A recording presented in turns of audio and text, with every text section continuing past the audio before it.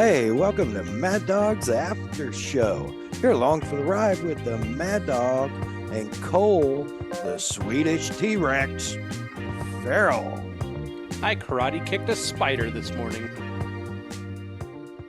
I decided to fly through the air and live in the sunlight and enjoy life as much as I could, and that's just what I'm doing.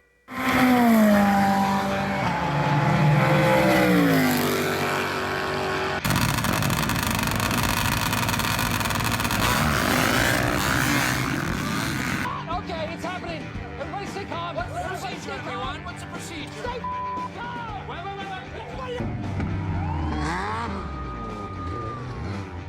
Man, we're going to give a shout out to Mr. Evil Knievel for that great intro. Flying through the air, living in the sunlight, enjoying life. We sure all need to take time to live in the sunlight and enjoy life. Absolutely. Yeah, stay tuned. We have an international moto, road race, drag race, and who knows what else coming up, Mr. Glenn Merchant. Woo. Yeah, but first we want to be sure and thank our great partners, Kicker Performance Audio. All your 12-volt personal audio needs, find them online at kicker.com, on Instagram at Kicker Audio, on Facebook, Kicker, and every other Tuesday night live with their Unmasked Live TV show on their YouTube channel and their Facebook. Of course, Bomber Eyewear, Bomber Floating Eyewear, Bomber Safety Eyewear, or you triple up and do what I do, the Bomber Safety Floating Eyewear with polarized lenses and ANSI 87 OSHA approved safety lens. Keeps even the biggest bugs at speed out of your eyes, helps keep the dust out of your eyes, helps keep the blowing pollen out of your eyes, protects your eyes from the sun. And if you decide to take a dip in the river and forget they're wearing them, man, they float. Don't stress. Check them out. BomberEyewear.com or on Instagram at Bomber Eyewear. Of course, where would we be without the Premix podcast and our man Cole sharing his passion for announcing, his passion for MC work and making fun of people, and of course, more importantly, his passion for all things desert racing through the lens of a camera. You slide over into his DMs on Instagram at the Premix Podcast, hit him up for pictures of your rig at one of your races, or get him booked. I know space is booking up, especially if you have a slot car race. He really wants to announce one. So that's DM at on Instagram at ThePremixPodcast at the Premix Podcast. Of course, Kelsey Morrell Film back on track and knocking our video madness out. Such a talent at video creation, video editing, still for all things video or photo.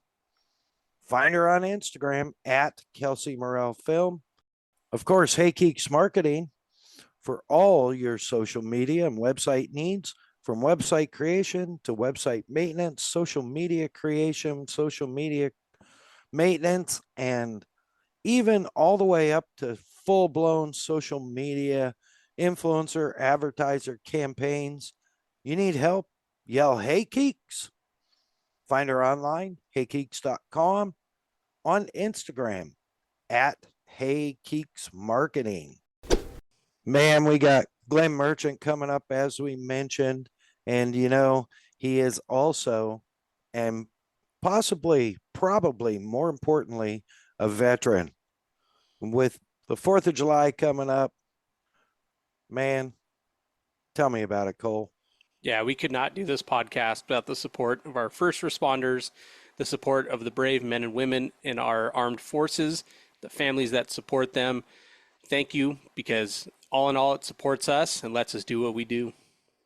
Absolutely. And special shout out to our military families and our military families of those KIA and MIA. Great respect, and our hearts are with you. As promised, folks, Mr. Glenn Merchant, international moto, road racing, I think drag racing. As we mentioned in the introductions, Glenn was going to be on here. And Glenn, we did mention that you are a veteran, and with 4th of July and any day living in America, from all of us over here, man, we just want to say great respect and thank you for your service. Thank you. I appreciate that, boys. Means a lot to us. We sure couldn't be doing what we're doing without you and your guys taking care of business. So it was an great incredible respect. time for me. I mean, some of the adventures I got to have as a young adult, you know, in a different country was pretty amazing. I can't even imagine. Hopefully we'll get a few of those that we can at least hear. So, Sure. but yeah, man. So like Cole and I know a little bit about your history, but you know, you've raced internationally road racing, you've raced internationally moto, for Kawasaki. Yep. But where did it all start? I mean, you've had an entire career in an entire lifetime in motorsports, I and have. none of us know where it started. So where did it all start? So when I was, I don't know, 3 years old, you know, my dad was a big gearhead, you know, when he was younger, and, you know, when I was born and I turned 3, and my first motorcycle was a Honda Monkey. And dad would put me on the tank and we would go flying down the street, and had this kind of this round track, you know, going from block to block on this bike. So it kind of started out that way.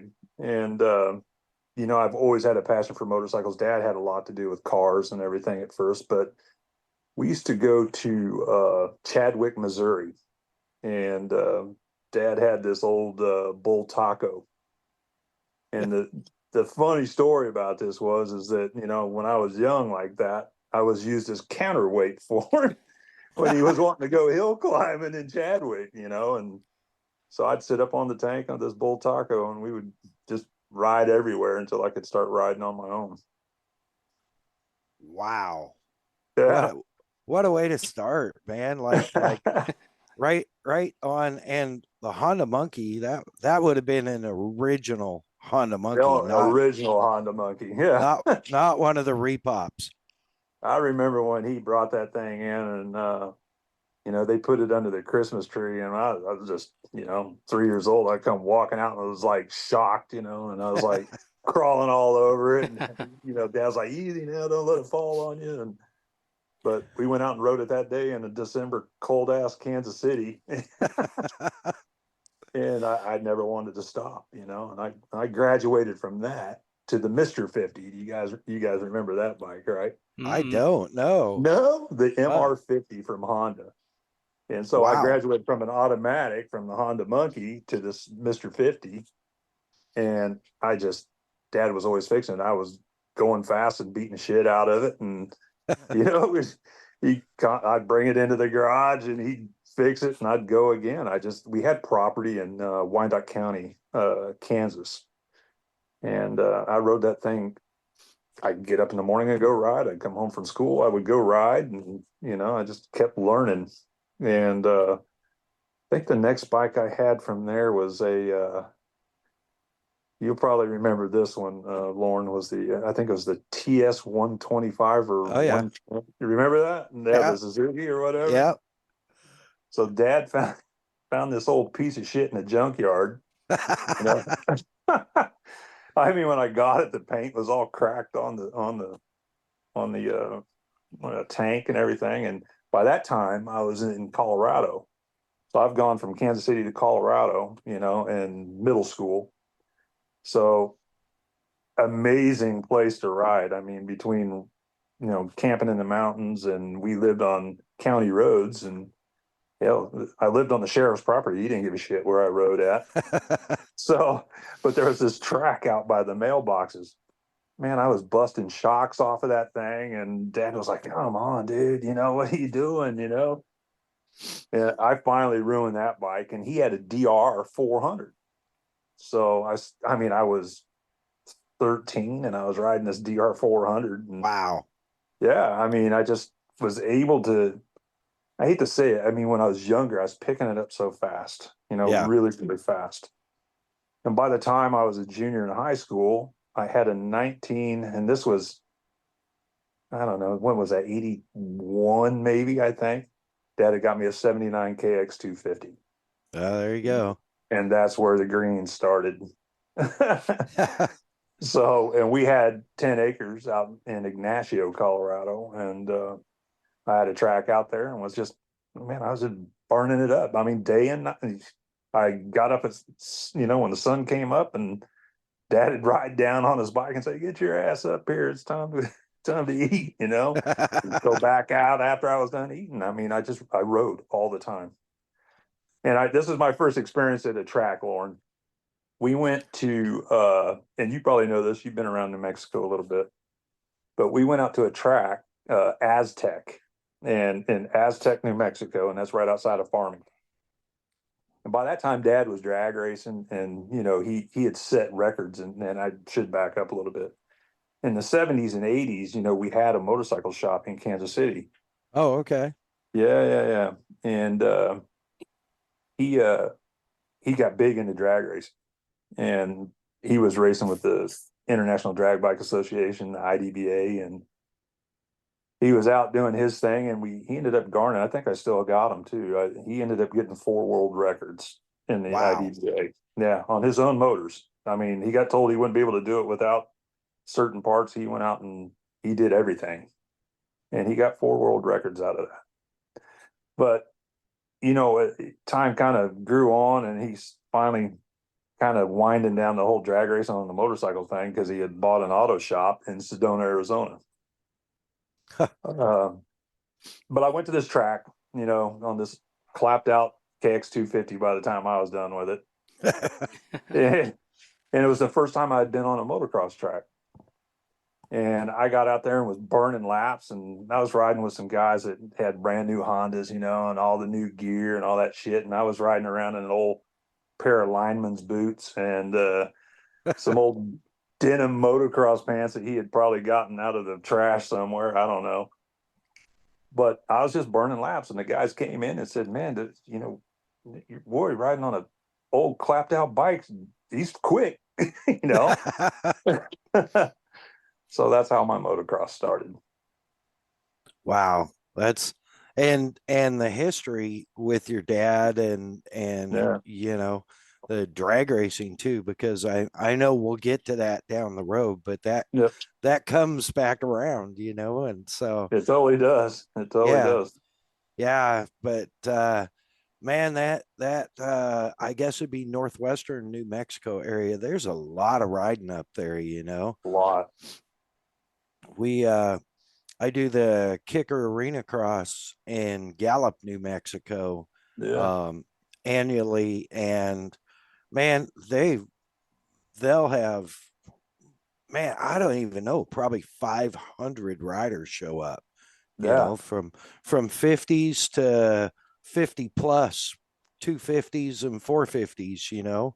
Oh yeah, man. There's a lot of people that ride out there. Yeah, it really is. Okay, so you're riding on the KX Yeah. in all over New Mexico, Colorado, Arizona. Yeah. What was the next step? Like, how did? So this is the how the story gets crazy. So I graduated out of high school out of Cottonwood, Arizona. Oh, And wow. life wasn't going the way that I needed it to go, and or my dad at the time, and we're like, well, I need a change. So I ended up back in Kansas City for a year, and then I was like, man, I'm kind of tired of this cold shit. I don't want to be in cold anymore. Back to Arizona, and I'm by that time I'm 18 years old, 19 years old, and it was party life. I met up with a high school buddy of mine and getting kicked out of the house and partying more. And that's about the time I joined the military. I said I had to get my shit together. I hated living the way I was living. So I joined the military. And I went to Fort Knox, Kentucky to do all my basic training. Wow. And it was funny. I joined the Army in Prescott, Arizona, and then went through Phoenix, Arizona at the MEPS. And I was sitting there talking to the guy. I was like, man, I don't want to go overseas. I don't want nothing to do with going overseas. And I was like, what do you got? And so he started talking about this job. It was a 19 Delta, and he showed me pictures of guys on motorcycles. And he goes, yep, this is the Scouts, man. All you guys do is long range patrols and you ride motorcycles. I was like, that's the one for me. Fuck yeah, sign me up right now. 4 years, I'm going to do it. And I was like, perfect. I literally, dude, I left Arizona with the clothes on my back. I showed up at the MEPS. I don't even think I had a change of underwear or socks. Wow. And went to Fort Knox, did my 2 months, did basic and AIT out of there. And we're getting orders. And he goes, dude, you're in the platoon package. And I was like, well, what the fuck is that, dude? He goes, I get to stay with my whole platoon. He goes, yeah, y'all are going to fucking Germany. And I'm like, fuck, here we go. I was like, that son of a bitch. Well, and I'll back up a little bit. I get to basic training and we're doing all the stuff and we're getting ready to do our jobs and shit like that. And I'm like, I asked the drill sergeant, I was like, where's the fucking motorcycles, man? He goes, motorcycles? Who the fuck told you motorcycles? You're going in that APC right there, probably with the armored personnel carrier. It's like, no fucking way. He goes, yeah, your guy fucked you. And he goes, and for saying that, get down and do 50 fucking push-ups. I'm like, oh my God, dude, I'm toasted. I'm toast. So no motorcycles. So I ended up finishing basic training, and I ended up flying over to Germany again. The only clothes I had was a couple pairs of jeans, a couple of t-shirts, and all of my military gear, and showed up in Germany. And I was like, man, I'm gonna fucking hate this place. And the thing to remember is during this time when I joined, there was still the Cold War was still going on.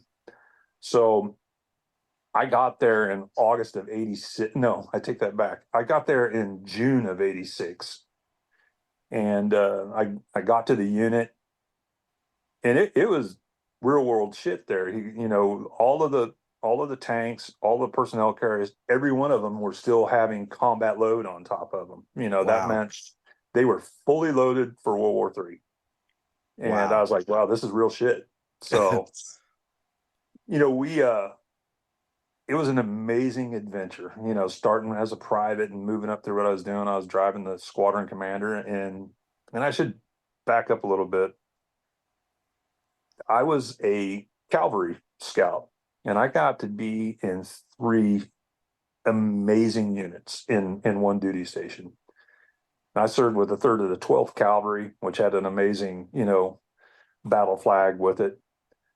But then right before Desert Storm, we reflagged to 4th Squadron 7th U.S. Cavalry, and that's 7th Cav, that's Custer's unit. And our battle streamers that hung off of the flag that we had were just amazing, and the heritage and the leadership in that unit, that was the Army that I thought it would be. I mean, we were trained, we were in it, we at the time still, like I said, 91, 90, the wall came down, 89 or 90. But that 3 years in that time frame, we were doing real world shit. I mean, we would get alerts in the middle of the night and get in and haul ass up to Fulda, and you guys have probably heard of the Fulda Gap, and actually do the run that we would make if we had to go to fight with the Russians. Oh, Wow. Kind of wild, right? Yeah. So the Fulda Gap is what that was called. And Wow. so kind of crazy, right? Yeah. But it was, so the 4th Squadron 7th Cav, I was in that unit, and we went to Desert Storm, and we had found that out we were out on a training mission. We were training 6 to 8 months out of the year. We were constantly gone.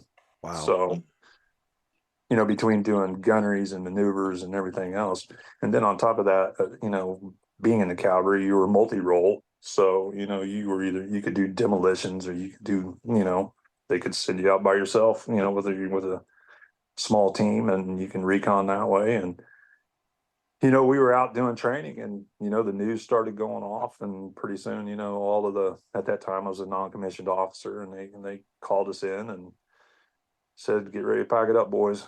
We're out of here." And we left for Desert Storm Christmas Eve of 1990, and Wow. landed in Saudi Arabia on Christmas Day. So Oof. that's how that whole thing was. And I'm sorry if I'm rambling on. Please tell me. No, you're No, fine. this is fantastic. We don't want to stop you. Interesting. Super interesting. So we get on a C-141 in Rhine Mine, and little history on Rhine Mine. That's where the Berlin airlift happened, where they were flying the airlift back and forth between Berlin to drop supplies in there for everybody. So that's where I left to go over to Saudi Arabia, and we were on this beat to shit C-141 with troop seats, where we were assholes and elbows sitting like packed into this thing. I'm like, man, this is going to be a shitty ass 8 hours, boys. This is going to be fun. So, we get up in the plane and we're flying, and well, I should take that back. So before we even get off into the runway, they have a flat tire, and we got to go back. And we're sitting in this plane for an hour for them to change the fucking tire on the airplane so that we could take off and get out of there. I said, we're fucked. So as we're flying in, I think there was like fucking 2 windows in that whole airplane. But as we're getting into Saudi Arabia, you could see our escort as we were coming in and out. A lot of people were in there in August. The Marines and a few people, they were in there pretty fucking early. So we landed there and ended up in the port of Saudi Arabia. I think it was King Abdullah Port or some shit like that. I don't remember so much of that. But we sat there for shit, man, 4 weeks. Wow. 4 weeks. We were waiting about I take that back. 3 weeks. We were there 3 weeks, and we hadn't even had our Bradleys. We were already making plans that we were going to be on foot walking through the desert, and doing our shit. Wow. Well, they moved us up further. I'll back up to that. You guys remember the Scud missile launches, right? Yeah. So that Patriot battery that was knocking that shit out of the air was right in the motor pool right next to us. And like the first one that was going off, the first Scud mission that was going off, man, they were like, gas, gas, gas. And you got to get into your chem gear and all that, because we thought we were going to be gassed. Right. Wow. By the time the fourth one was coming over, dude, all of us were standing out there in our fucking underwear watching the Scud missiles fly over, And the Patriot batteries were rocking out of that motor pool. And we're our leadership's like, get your asses in here, get the fucking, it was like, it's all good, we're good. So yeah, that was a great time. So anyway, we move up a little bit, and then we get our vehicles, and we were doing a little bit of recon at night, and that was interesting. We had a chemical unit with us that had some pretty high speed land navigation stuff in their chemical vehicles. And we had, there's azimuth on the turret ring inside of a Bradley. I was a Bradley gunner. So me and the guy that was Clinton Reese that was with me at the time, we went out in his vehicle. I didn't have mine yet. And we were watching the azimuth on the turret ring so that we knew the direction that we had to go. So I'd be watching and telling the driver left a little bit, right a little bit. And it's like trying to keep him in the same direction. And then we'd change azimuth, Reese would give me another one. We'd point the turret that way and keep going, So that's how we were learning to navigate the desert at night. Wow. Which was wild. Well, we ended up in a wadi that me and Reese are sitting there looking at each other. And it's like, damn, dude, fucking stinks, man. A bunch of dead camels in there. I was like, dude, we got to get out of here. This is it. You can't sit in this shit. So we ended up finally moving up to the border of Saudi Arabia and Iraq. So our mission was to go up in Iraq in the famous button hook, as they call it, with Third Armored Division. And, you know, my unit led Third Armored Division and 7th Corps up into Iraq. Wow. And we had three platoons of Bradley and Alpha Troop. Third platoon was the most experienced, I think. And sorry, boys, if I'm my brothers that are listening, if they listen to this, but we were. And I was actually the platoon sergeant's gunner at the time. So we get up the border and we set up at the border for a little bit, and we were watching the B-52s and stuff fly over at night. Holy You could cow. hear, yeah, we were watching them go over us. And then you could look out on the horizon and see the flashes of them bombing the shit out of wherever they were bombing at, you know? Yeah. Then you'd see them come back, and as they were coming back, there was another sortie going out. You know, they bombed the shit out of them boys, man. So we were Wow. like feeling pretty good about ourselves at the time. So our mission was to get up and then button hook in, like do the right turn into the back of Kuwait. And that's where the Talakana, the Republican Guard, was sitting. And those, dude, it was bad, man. Those guys were killing their own people that were trying to escape, you know, get out of Kuwait. And they, you know, we were killing them going out of Kuwait, and they were killing them coming into Iraq. And, you know, and there's a bunch of stories about, you know, one unit there. I mean, the 2nd ACR did an amazing job up there. Nothing against them. And they ended up getting a lot of the press because of their, you know, their squadron commander and everything. And but our our our unit, we left flanked them. We were on the left flank, and yeah, boys, we got up inside of the damn. We got up inside of the they had some berms up, and you know, we were pushing pretty hard to get up into where we were at. And so we come up over this berm, and I think my first engagement was 100 meters. You know, it wasn't Wow. very far. And what it was is that we had literally went into a regiment of the Talakana's AO, and Wow. we got first contact. My buddy Ronnie Jones, we were in an L shape, and Ronnie Jones was like this, and in that L, I was the 3rd track on the bottom side of the L, the reverse L. And Ronnie called in contact. About that time, another buddy of mine called in contact, and then I got contact with my wingman. So we engaged the first BMP, my wingman and I, you know, this is the funny thing. The whole thing that we had been taught was to shoot armor piercing rounds at these things. I could see that I was hitting it, but I couldn't see if it was damaging it. So we flipped over to HE rounds, and to give your audience that might or might know, we shot a 25 millimeter main gun, and it was like launching 25 millimeter explosive rounds at this thing. Jeez. Well, I put 3 rounds in it. My wingman put 3 rounds in it, and it went catastrophic. I'm like, okay, so we need to go HE hot on this. So then I scanned over, and I got a command vehicle, an MTLB, and I hit it, and it went catastrophic. And about that time, Ronnie Jones is called in. Hey, we're incapacitated. We can't get.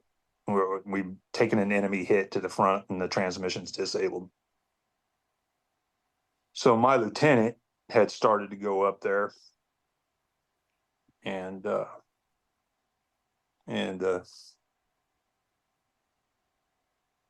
he got hit, and 2 tank rounds went through his vehicle and went through the ammo racks. And his gunner, Greg Blackwell, he didn't get hurt too bad, but the lieutenant got his face fried, and my good buddy Jerry Wheat, he got some shrapnel and stuff in the back of his neck. And this is after they had already picked the boys up, so they had guys inside the Bradley packed in there. And one of the other kids, Vaughn, he ended up losing an eye. And the poor kid, one of the jokes about it, he came into the platoon and he was missing a finger already, and everybody was like, ah, dang, dude. And then he lost an eye, doing that. Well, we continued to fight, and I was scanning over and caught some guys running to another vehicle, 4 or 5 guys, and we switched to what we call 240, a coax, and so I hit these guys, and my coax had jammed up, and I was like, "Fuck, dude!" So I flipped over to the HE and I just lobbed like grenades into them, and took out the 4 guys that were trying to run to another vehicle. And it's about the time that I was getting ready to flip over to a tow missile to take out a tank, my wingman got hit, and Strong, he took a round, and it kind of went through the bustle rack and through the radios and went through his guts and kept on going. And we think it was a 25 millimeter. We're not quite sure. So this kind of leads into another story. And about that time, another call comes over the net, and that Gut Cuts was killed, and another call come over the net with my sergeant that really led me good, that got me to the rank of sergeant, Sergeant Egan. His Bradley took a hit, and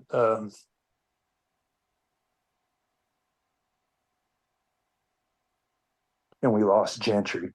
So I had ended up, we were starting to pull back, and we needed to get a medic up to my wingman. And, I covered him, and we covered him till the medics got up there and were able to get Strong out. Strong ended up living. And, and that's what I was awarded the Bronze Star for, was covering him on his evac and continuing to fight while, we were pulling back off the line, and, trying to get Gentry and cut. We couldn't get them out of their vehicles until they got Gentry out right away, and we couldn't get Cuts out till the next morning. But yeah, that was, we made contact probably, 3:00 in the afternoon. And by the time I pulled back, it was night, and it seemed like it was fucking 5 minutes. Wow. Wow. It's unbelievable. We lost 2 incredible human beings and sergeants, and we had 13 injuries out of that engagement. And we had one kid that we lost at the beginning of it when he was out on a patrol, and he was it was a self-inflicted thing. No, just it happened, and he was killed. So we lost a total of 3 guys and 13 injured, and that unit ended up on our 30th year reunion. We ended up getting the Valorous Unit Award. So the unit was decorated for valor, and we had all of us at that reunion had that pinned onto us. So wow. A little bit of hardcore story there for you boys. I'm sorry. Sometimes I get a little choked up over it, but it's good that there's a lot of people in the industry that don't know, and Yeah. when they talk to me on the phone, or, some people are like, oh yeah, I served. And I was like, oh, awesome. Thanks. Thanks for your service, and it's a respectful thing to do. But a lot of people within the community, some know, some don't. And some don't know that story that was told to you right there. And Right.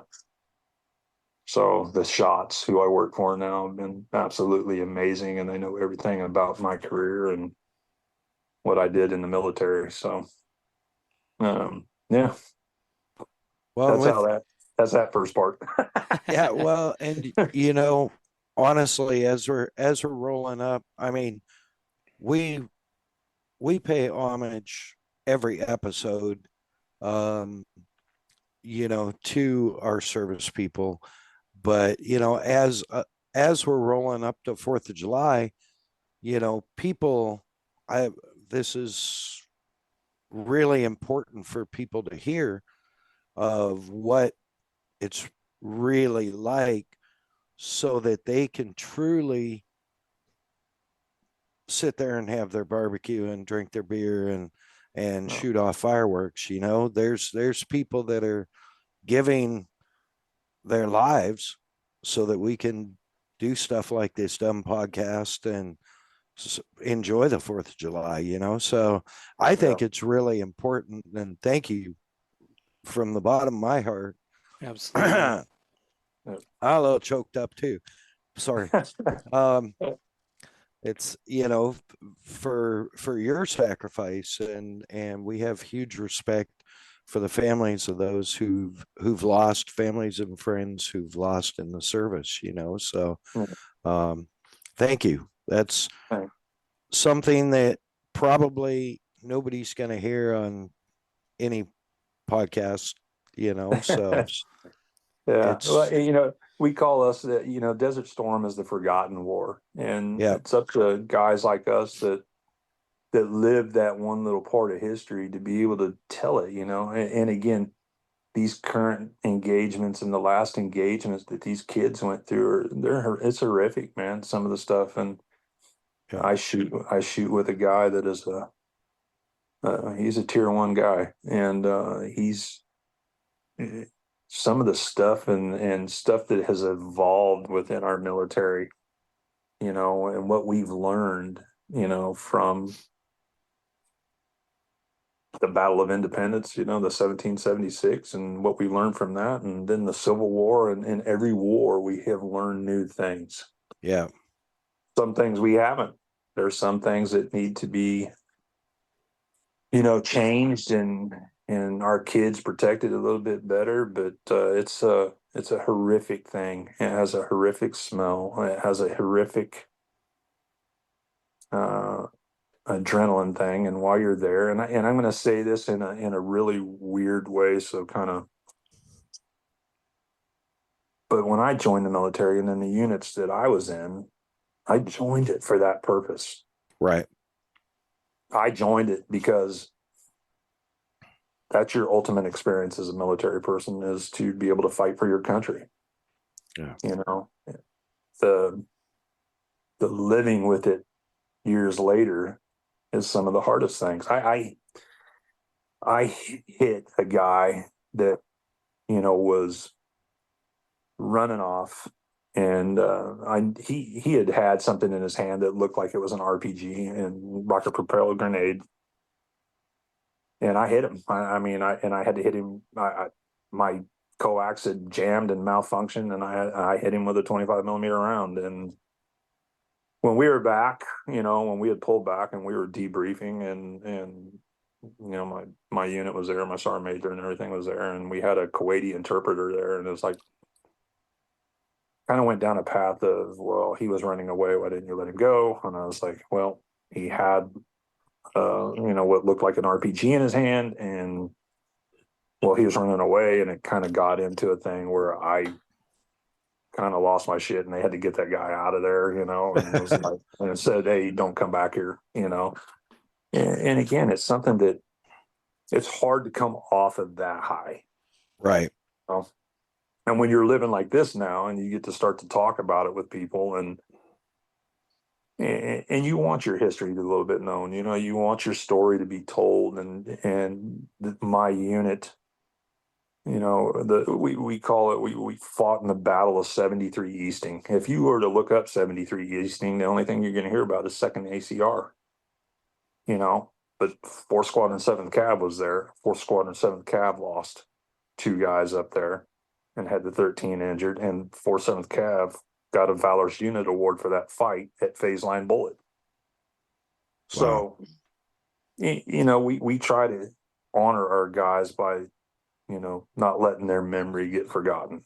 Right. And that's with Gentry and Cuts and Walker, and those boys, they deserve every bit of recognition for giving the last full measure. You know what I mean? For sure. So, yeah. After we got back in, I had an amazing sergeant major during that time. I got to tell this story about this guy. Sorry, I'm going off all No, these this is tangents. incredible stuff.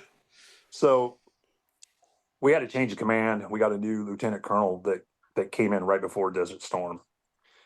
And then we heard, well, we're getting a new sergeant major. And I was like, oh man, this is going to be kind of crazy, And at the time, I was working on the command drivers. And this little guy, I say little, he was probably 5'3". This ball of fire comes into the squadron headquarters wearing his beret.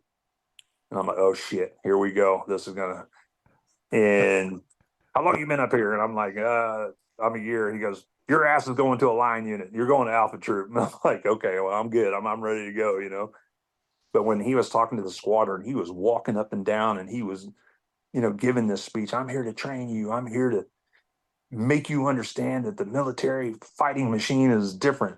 Well, I got to know him a lot more. And Sergeant Major Ronald Sneed, he did 6 tours of Vietnam. Wow. 6 tours. He was multiple Purple Hearts. Like he was shot down. This comes to this, it gets to the story. I get into this helicopter out on a training mission. And the guy that was flying it, this colonel, he didn't have any ears, didn't have any, burned off, burned up. Wow. He had a leather thing on his wrist to hold his wrist up. And I'm looking at Sergeant Major and I'm like, can we fucking fly with this guy, dude? He goes, don't worry about that guy, man. He goes, I drug that guy through the fucking Vietnam and saved his ass after we got shot down. I'm like, no way. And the colonel looks back at me and was like, doing this. And I'm like, holy shit, really? We get in a helicopter and that guy, I was in a Huey and we were following Blackhawks we were kind of doing a little bit of terrain mapping. That guy kept with them Blackhawks and that fucking Huey. And that was the best, amazing ride I've ever had in my life. I was like, holy shit, this is amazing. Well, I ended up, a buddy of mine come across some stuff about him. He's in the Purple Heart Foundation, and I saw pictures of him, man, in Vietnam, dude. He was a beast. I mean, this guy had, we call it fruit salad from here to here. He had jump wings from 3 or 4 different countries that he jumped with. Wow. Just an absolute beast. This unit, though, with Desert Storm, ended up being I think the one that he felt more connected to the soldiers and everything of that unit than he ever felt with anybody. And he was with some amazing units in Vietnam. He was with 173rd Airborne Division. Those boys, they were always in the shit. So yeah, my kind of leadership and caring for people and how to do that, but still being firm with, your subordinates. That's all from him. Everything about how I became a man was because of him. And I'll never forget that guy. Nice. And a nice tribute. Thank you. Yeah, So adrenaline, I don't want to shift gears on you. I'm just no, go ahead. We're talking about adrenaline junkies, and being an adrenaline junkie basically. Yes. And flying terrain mapping in a Huey chasing Blackhawks. I mean, yeah. How did that get to riding moto, to road racing, to like well, two ways. So when I got back and that at that time my ex-wife knew a guy that, and I was always into motocross, and there was some dudes around town, and I came up to one of them and said, "Dude, I want to ride and I want to do something." And this is where I paid for not riding Kawasaki once. They all rode Hondas. So he goes, "Oh yeah, I got this bike for you and everything." It was an '86 CR 500, the biggest pile of shit that I ever rode in my life. And I think I had that thing 6 months and got rid of it and got a CR 250. They all had Hondas, everybody had spare parts. So I was like, well, and Frank Yaka, Cole, he was the one that showed up here for the World Vets at 70 years old and run the World Vets. And I just started racing German championship. And it was weird. I mean, I was traveling all through the motorsport ring and ADAC and racing 250. And I started at novice and worked up to intermediate, to what they called intermediate. And, and finally I dropped down to 125. And that's where I started to excel. And, and it's funny, I was getting out of the military in 97. So in between 91 and 97, I had started to ride in the unit. They knew I was riding and pretty much said, "Don't get fucking hurt or it's your own fault." So I actually, I was a little mellow when I was riding. I was just enjoying it, and I was able to have really cool and nice bikes. But then after I got out in 96, I was like, okay, it's time to push. And I pushed it and ended up becoming a pro over there and never made it to any world championships shit. But, I could never get to that level. Those boys were fast, and I had a day job. And so I had to, when I got out in 96, I don't know if you guys knew this guy, but Greg Berg used to, he did a lot. He had the carbon fiber stuff, and he was the one doing all of the carbon fiber stuff on the Kawasaki's at the time. Gotcha. And he was in Germany for a year. He sold all his shit, came over to Germany just to race with us. Huh. And I met him that way. Well, when I got out, I said, "Hey, dude, I want to come over there and spend 30 days. And can you get me a bike?" He goes, "Matter of fact, I can." And he knew Norm Bigelow at Kawasaki. So he arranged to have, at the end of the year, they always sold all their bikes and whatever. And I ended up getting, was it a 96 or a 97 KX 125? And and this is before I was getting out. So I paid for the bike. And this comes a cool story. The guy that signed the title on this bike from Kawasaki was Ryan Hughes. That's cool. That's wild. So that was kind of cool. So Greg had arranged for Tom Morgan to blueprint the motor, and Tom Morgan was, of course, Jeff Ward's mechanic, and way back when. So he did the blueprint on that, and when we went to go pick the bike up, it was completely stock. I mean, it literally, like, they took it out of the crate and built it, and it was right there. So we went to Kawasaki to pick the bike up, and it was like, Norm was like going through there. He goes, "You want any extra shit here? Let's see." He goes, "Robbie Renard liked this one." And so he goes, "Here's a pipe from Robbie Renard." And I was like, "Fuck yeah. All right, cool." That's awesome. So I had that. And then we built the bike. And at the time, there was a guy, Clean Racing, and he ended up over at White Brothers, did the suspension on the bike. And I ended up getting the fork tubes from Greg, who got them from Enzo Racing. So I had the fork tubes on there from Enzo Racing. Well, we went to a couple of places to ride. We went to Paris to ride this and that. And he says, "Hey, look, it was 2 days, or no, I take that back. It was 4 days before I was leaving to go back to Germany. We went to Carlsbad. And I went down there with that bike, and that was my first race win, believe it or not. I went to Carlsbad and won the race down there. So I was like, that was sick, and I might have sandbagged a little bit. I won't lie. I might have sandbagged just a little. Greg was like, "Man, the guys are like fucking," because I could flat corner like in Germany. You learn how to flat corner pretty fucking quick because there wasn't even berms up there. But I come through, and we were running it backwards at the time, so we were jumping down the hill instead of going up the hill. Wow. And I was coming through there wide open on it, and those guys are going, whoa, whoa, whoa. Greg's like, no, he's from Germany. And they were like, oh, okay. So we crated up the bike and sent it back over to Germany, and that's probably the fastest bike I ever had and fastest to the date. And I rode that until, and this is where you learn not to ride your friends' motorcycles.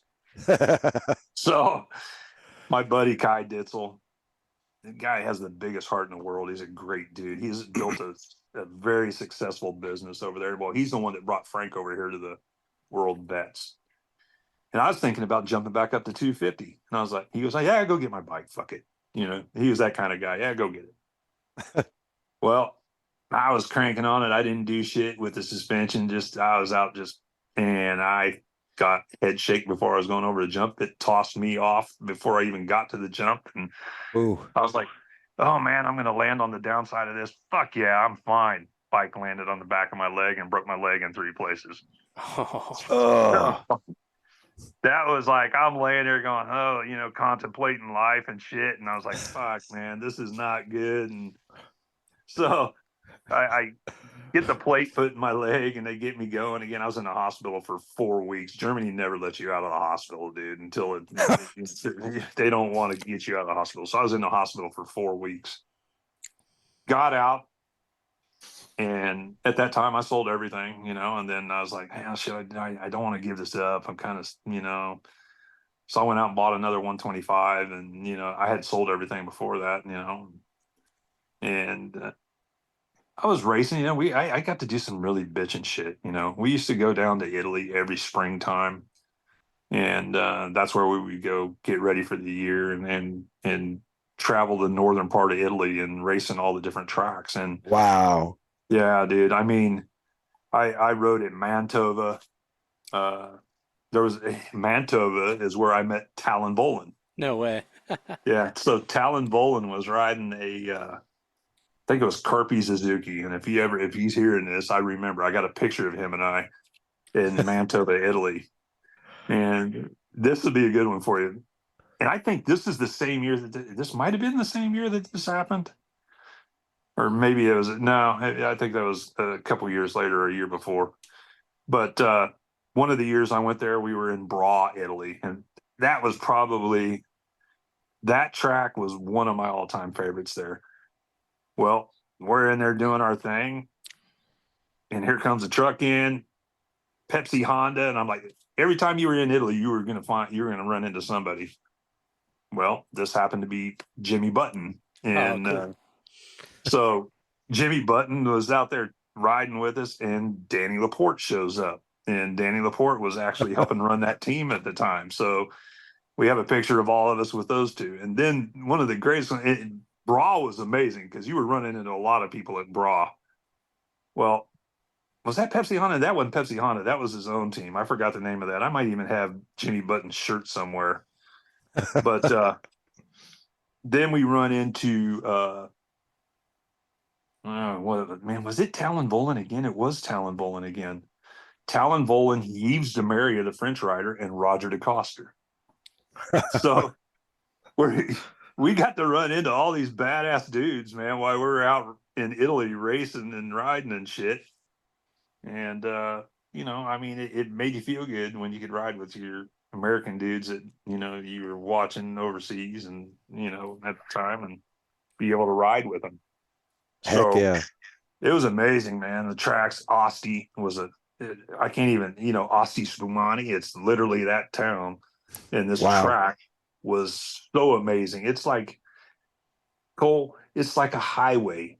And every jump is manicured and smooth, and you were just launching 60 feet off of and they were all tabletops there, dude, So you could just pin it and go off of the thing.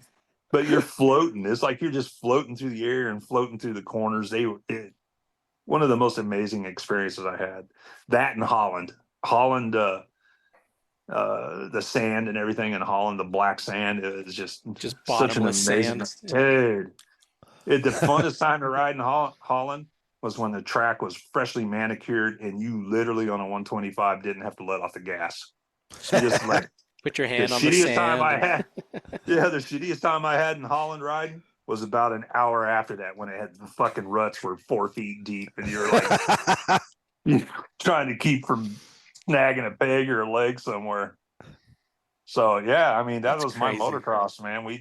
I rode until the confidence wasn't there anymore. And at the time, I was talking to Kawasaki a lot, and because I'd gotten a bike from them, and I said, nah, I don't have it anymore. I just don't have it anymore. And I bought a ZX7. You'll like this one, Lauren. So I bought a ZX7. And when I bought it, it came with a package where you can go and ride with Team Kawasaki, and they would shadow you around the track. Well, I ended up in Sanford, Holland for this, and this is an old Formula One track. And I had the old muzzy round can thing on that bike. Remember those things, dude? Yeah. Well, I I've made held a one few lap. of those in my hand. Yeah, dude. It's like I put that thing on the bike, and they have noise ordinance. They Oh. black flagged me in, and they said, "Fucking put this." And they had this thing. We had to drill a hole. It was a titanium one. We had to drill a hole through the end spout of the muffler to put this thing in to quiet the fucking bike down, so I could ride it. It was crazy. So I did that, and I fell in love with it, and talked to them about doing Ninja Cup, and they're like, "Yep, bring the bike here. We'll do all the dyno for you. We'll do everything." And I ended up had three good races. One, the best one was Hockenheimring. I got to race at Hockenheimring on the long course. This is before they fucking shortened it. So I mean just that. I mean, holy cow. Going way crazy, out in the right? woods. Yeah. Yeah. Dude, it's crazy. And you're on a ZX7 and running probably, I don't know, $160, $170 down the straight back in over there, and have a guy. I was fucking pulling out to get around the guy, and had a guy on a fucking ZX9 go past me on like a strip that was like wide enough for the fucking tires, dude. And he went past me probably at a $180. Wow. So scary. You hit the chicane, you get right back on it. You get $160 before you get to the next long right hand corner at the end of it. And dude, it was the most thrilling experience. And coming down the start straight with the stands and shit, dude. I mean, I don't think I could ever. Well, I take that back. I did have something to top that, but I wasn't riding the bike at the time. But that was amazing, man. That thrill was like nothing else. Yeah, and for our listeners that don't know what Hockenheim is, I mean, Google it, because it's legendary, it's iconic, it's anybody that is any kind of racing enthusiast, whether it's doesn't even matter, motorcycles, cup cars, whatever, cars, uh sports cars, anything, racing sedans. I mean, Yeah. Hockenheim is like the I don't know what would we call it, Cole. I'd say it's the bride to Nürburgring. They're Yeah. almost interchangeable Yeah. in the I agree. legendary status of it. Yeah. Yeah. And when they shortened that up, it was kind of like, wow, why? Why? And I guess one of the main things is it went so far back into the woods that your people couldn't see it. Right. So right where the chicane was, I think, is they shortened it down and brought you back into it, but that was probably one of the best feelings I ever had. And I had a ZX7 by that time, and by the time Kawasaki had done their thing to it with the dyno and all that, it was perfect. That kind of leads into how I got out of that whole thing. Well, there's a town that was right outside the town that I was living in. Gadern was what it was called. And Gadern was built on a old Formula One track. So the whole town was built around this. Literally, the main street through it is the Formula One track. Wow. Well, that was the meetup. Everybody would, I mean, there'd probably be 50 to 100 bikes up on top of this hill. They had a little restaurant up there, and they would run that road through Gadern and everything. I mean, I've been through that place at 130, 140 through the town, you know, and it bit me. It bit me. And that one, I ended up was with a buddy, and we were both going into a corner, and he slowed up so much. And my momentum, of course, you know, I was kind of above him on riding and shit.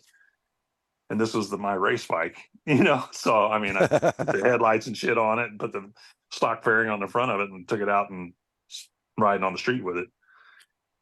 And I had to either make a decision of hitting him, probably killing us both, or standing the bike up, miss him, and try to get back into the corner and save it. Well, that didn't happen. I was on the brakes too hard, and as I stood up and laid back over, the front end washed. I went sliding through a parking lot, hit a culvert, Oh, and it threw me through the trees. And I don't know. I mean, I was fucking rolling, boys. You know, I was rolling. Threw me through the trees, and I woke up in an ambulance. And I'm looking at the boys, and I mean, I take that back. I woke up next to the tree because I remember hitting the tree with my back and it like folded me. oh, And I'm like, and I kind of roll over, and I'm like, fuck, man. I said, I know I broke my collarbone.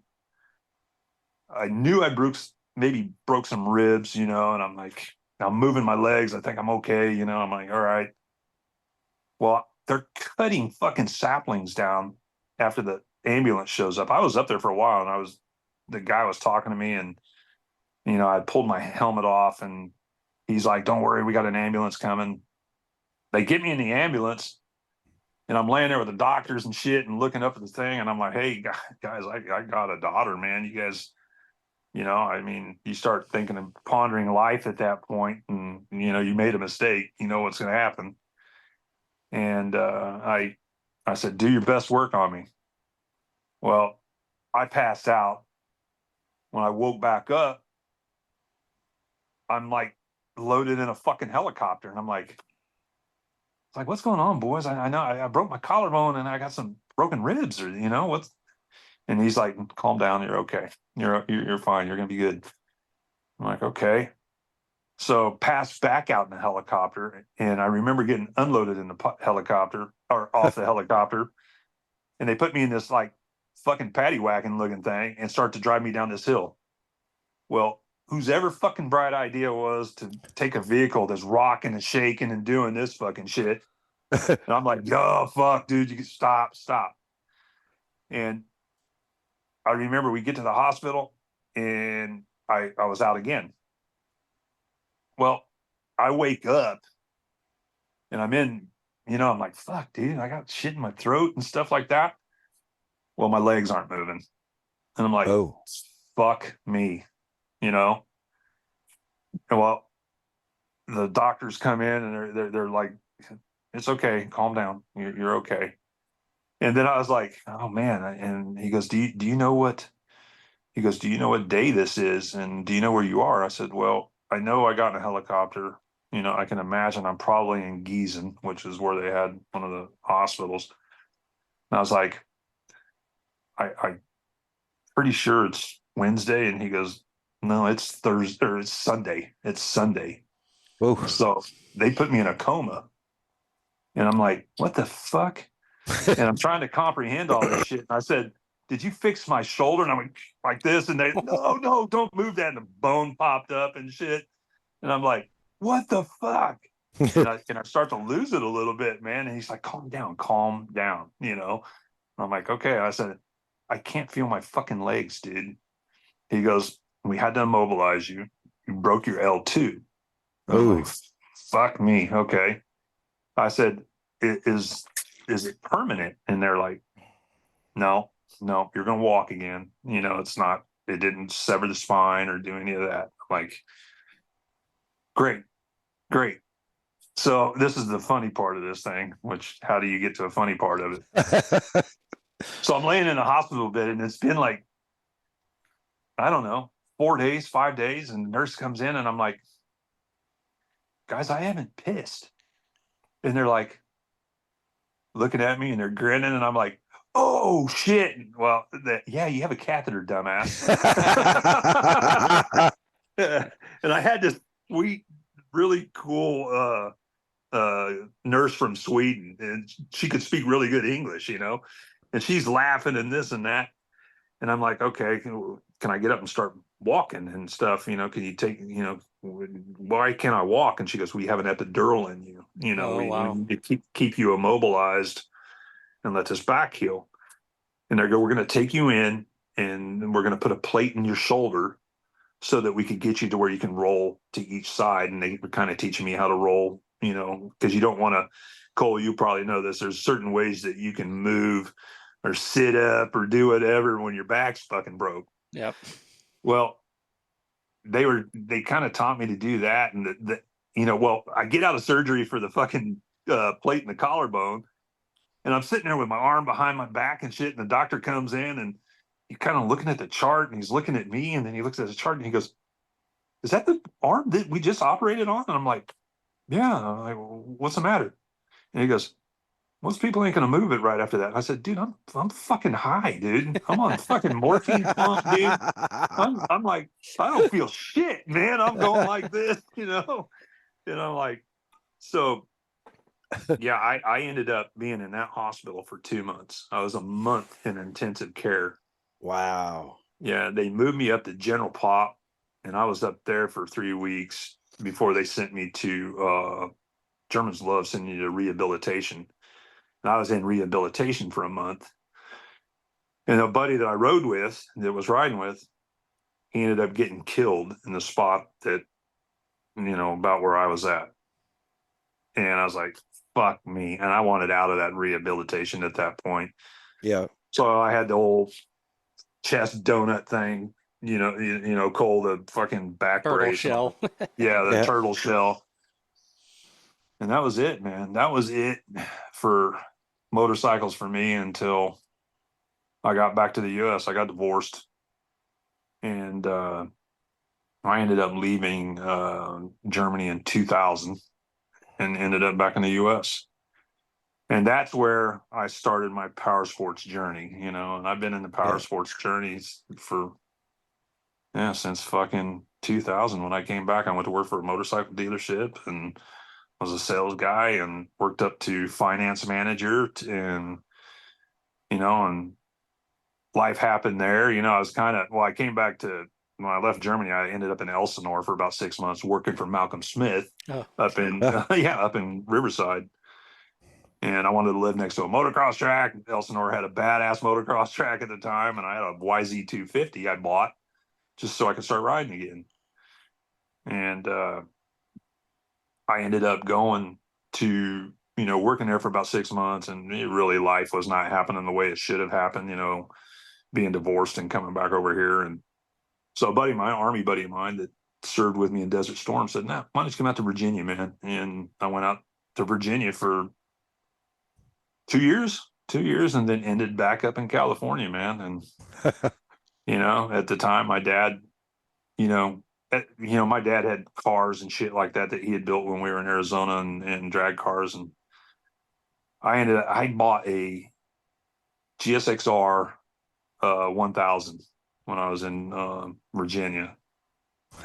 And dude, talk about drag racing the streets up in that place. That was no fucking joke, man. Oh yeah. That street racing up there with motorcycles, you better be strapped and better be with the right people, man. When you go racing the streets up there, man. I'm telling you, it was a whole new thing. But that's how I got into drag racing, Lauren. I mean, one of the guys that I worked with, Jerome, and God rest his soul, he's the one that got me into drag racing. All those guys used to run stretched R1s and this and that out there. And I was like, dude, where you guys drag race at? And they're like, Maryland International Raceway. And right by Budds Creek. Is it Budds Creek? Budds Creek. Yeah. Yeah. And so that's how I started drag racing. And, you know, it kind of seemed like I was coming full circle because that's what my dad, that's where he was successful at. Right. So I didn't have a clue how to do it. I knew how to launch a road race bike. And so I was like, fuck it, man. This is a lowered GSXR. We lowered it and went out to Maryland, and shit, I ran the shit out of that bike, man. I was doing good. Didn't give a shit. Didn't have wheelie bars, nothing, man. You know?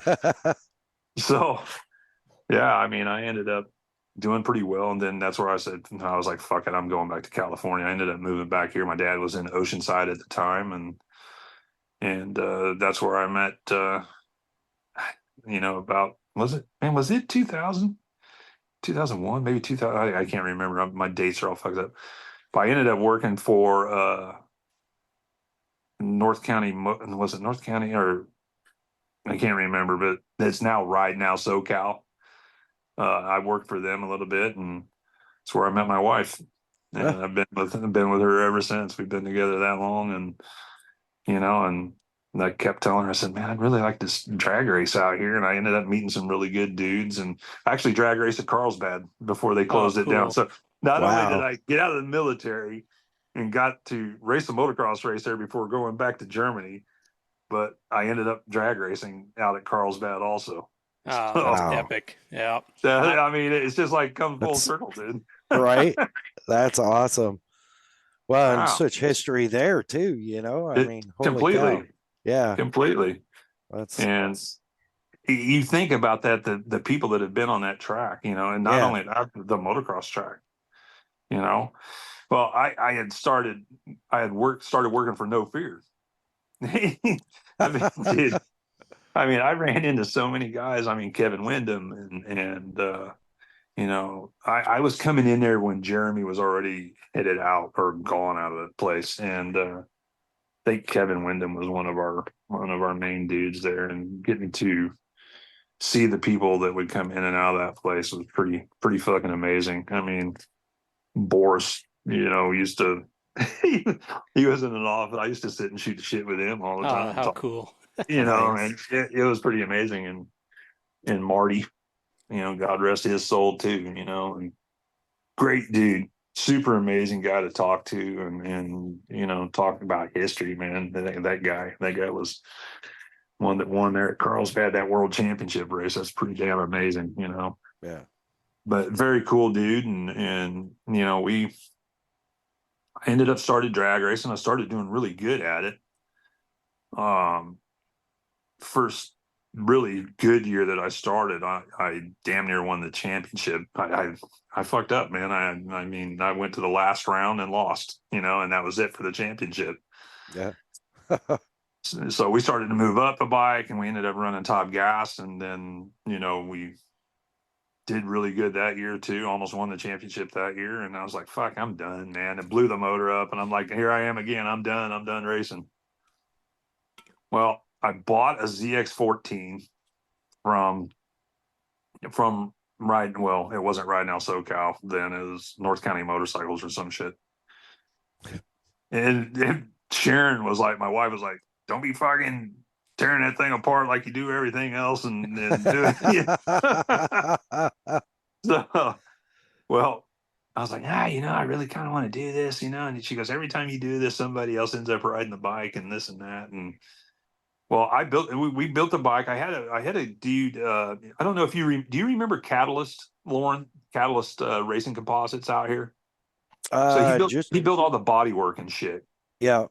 Yeah. Mike Verdugo, and Mike he needed a ZX14, and I was like, "Fuck yeah, dude!" So he ended up making all the shit for us, you know. And I think no, we had the Muzzy on there at that time. I think we ran the Muzzy side. No, I started out with Vance and Hines pipe on there for whatever reason. And I ended up racing that bike and doing pretty well with it. And then that's when Tom Bogner from Bogner from Lucas Oil was walking through the pits when I had a guy that was, I said, "Hey, you want to ride a bike and this and that?" And he goes, "Yeah, yeah." And he goes, "Hey, some oil dude came by and asked if we wanted the oil." I said it wasn't my bike. And I'm like, "Well, shit, yeah, I want a little bit of oil. Why not?" Yeah, right. So I caught up with him, introduced myself, and that's where we ended up having 8 or 10 year run with Lucas Oil. And we Yeah. started out with just product, you know, and, you know, it moved up to a little bit of financial support. And the first year that I had a guy named Dusty Vegatas riding a bike. And he went up and we got the first Wally on that bike up in Fallon, Nevada. Up at Top So Gun. yeah. And after that, you know, by that time I had had another Kawasaki. So I don't know how that happened, man. We ended up, I ended up talking to somebody or something, and Kawasaki made a deal on a bike with me. So we got another bike. And the one before that was a workhorse, man. That fucking bike lived forever. You know, Yeah. matter of fact, I don't even know who has that bike anymore. I don't even. So I got another bike, and then we ended up having Jessica Main. Right? Oh no, we kept that bike. We kept it going. So I had Jessica Main, kind of doing a little bit of riding with her, but then I had Aaron Pine Yep. come on board with us. Aaron Pine wasn't much of a no bar guy, no wheelie bar guy. You know, he was a king. I mean, he just dominated out here on top gas bikes, you know, and won a lot of races, but had never won a Wally, you know. Well, Jeg Sports Nationals, I talked a guy into finally riding the bike for me. He goes, yeah, we'll do it. We'll do it. We ended up winning the Jeg Sports Nationals that year, and that's with the Muzzy pipe when you had already given us the Muzzy pipe for it. Yep. And we won the Jeg Sports Nationals. Well, then it started just taking off from there. You know, we ended up getting 2 more bikes from Kawasaki, and we built those bikes. And it's kind of a in between spots there where with that bike too, you know, after, you know, we were trying to do this 2 bike thing. Well, Aaron's son, Dakota, I was like, well, why don't we get him on the bike and get him licensed up? Well, he started doing really good. So then we had Mav TV on board with us, and Mav TV and Lucas Oil sponsored both the bikes. So, I mean, we had a really good run with Kawasaki, who, you know, there's been a few guys in there that have really helped us out, you know, and John Rawl, you guys know who John Rawl Yeah. is. What a great guy. Yeah. I mean, they were really there to help us. And there was a couple other dudes there that really, this one you'll know too. Reed Nordine was the one first made a Kawasaki thing happen for us. Yeah. Wow. And you know, I can't be more thankful for Reed and for giving us a chance to really do it. So I mean, we went on to win 4, I think, Jeg Sports Nationals, and ended up, and you know, going back to Hockenheimring, we went to Pomona finals because we had qualified. You know, we had won the Summit Championship, and that year was just crazy. I mean, and we made it all the way to Pomona. And I have a picture of Aaron on the line, Forrest Lucas bent down behind him in full stands in Pomona, and with Aaron getting ready to make one of his laps. And that right there with Forrest Lucas is a great man. I mean, a great man. And I wouldn't have been there without Tom Bogner. I would not have excelled in drag racing without Lucas Oil and without Kawasaki, for that matter. And, you know, and at that time, you know, about that time, it was all coming to an end, and the wife was wanting horses, and I was buying more guns, and drag racing kind of took its wayside, man. Yeah. Well, I remember when I first started full time with Rob, you know, in 2012, it was like, hey, this, one of the things I handled for him was race programs and sponsorships because Yeah. they, you know, the sales guys trying to do it was falling, you know, things would fall through the cracks and this and that. Yeah. And so that was one of the things that Rob tasked me with. And it was kind of one of those like, hey, um, yeah, we've been, I think at that point he'd been supporting you guys already. Yeah, And, yeah, and I don't remember. I was talking to Reed about something. I think, shit, might have even been, a Terex, the Terex race oh yeah, program yeah, or yeah, something like yeah. that. And we were talking about you, and that's kind of, and then I think we ended up f- like starting with the email and then on the Yeah, phone, and it was like, I know we did um some special stuff for you. yeah. I think we And had the only black ceramic coated sidewinder pipe in the yeah, U.S. from Muzzy. yeah. So And did we try, I think did we end up trying the rocket cone on that? we did, we Yeah. did.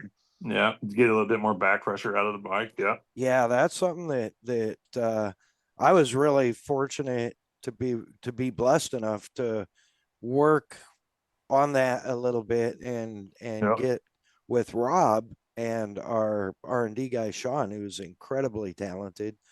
And if I remember right, your sidewinders I think were um, compared to a production sidewinder maybe had a little bit more ground clearance, let's say. it did.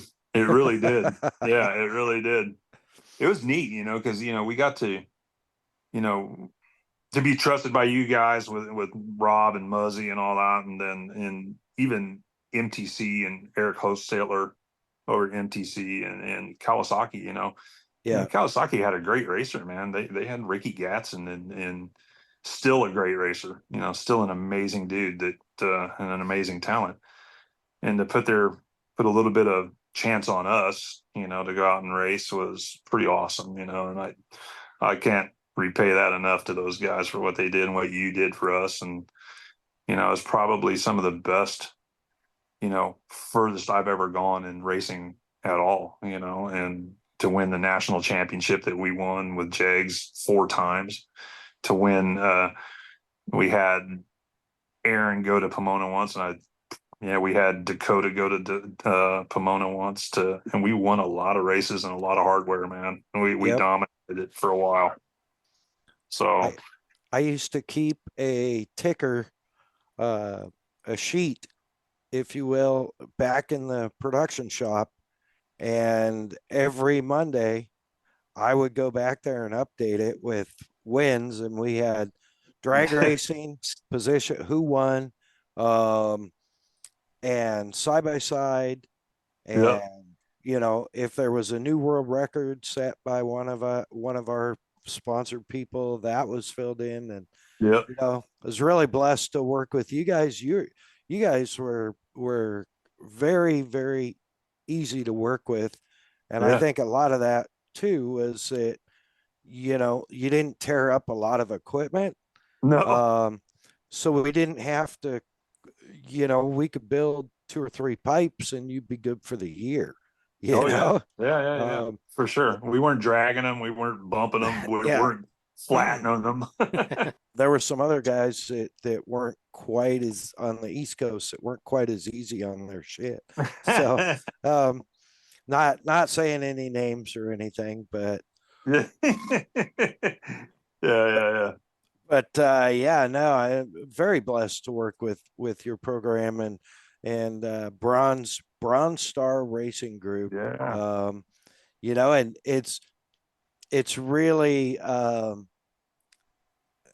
it was very enlightening for me to go full circle with you there because now I know Where it came from, where it huh? came from, where Bronze Star Racing came from. I kind of always wondered, so That's right. That's right. it's what a great story. And, You and see how it comes around, right? It's kind of nuts, it's huh? crazy, and the people that you mentioned at Kawasaki, John Rawl and Reed Nordine, just Yeah. great guys. Amazing dudes. Yeah. Love them to death, and still blessed to, as you are, still blessed to, work with them here and there and see them Yeah. Yeah. often. So, um, super cool. Unfortunately, I only get to see Reed, 2 or 3, maybe 4 times a year, but he Yeah, was also a big supporter of us back then. And yeah, um, yeah. so grateful, like you said, I don't, without Kawasaki, the three of us might not be here right now, That's so true. It's true, man. Yeah. It's true. It's funny because Reed had helped me get our first German Shepherd. Him and his wife Jill. They were doing a little bit of German Shepherd rescue yep. for a while, and we ended up getting our first German Shepherd, through Reed. And he had that dog, and they were doing caring for it until they could get it placed, and I ended up with the dog.